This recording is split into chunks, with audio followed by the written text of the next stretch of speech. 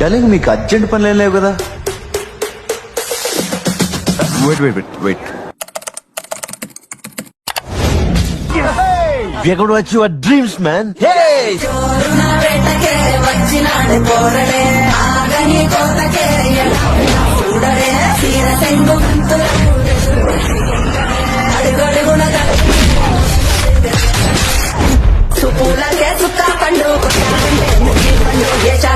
పక్కన పెట్టి మాటే వినుండ్రి కాంప్లికేట్ పన్నాది డడ్డే.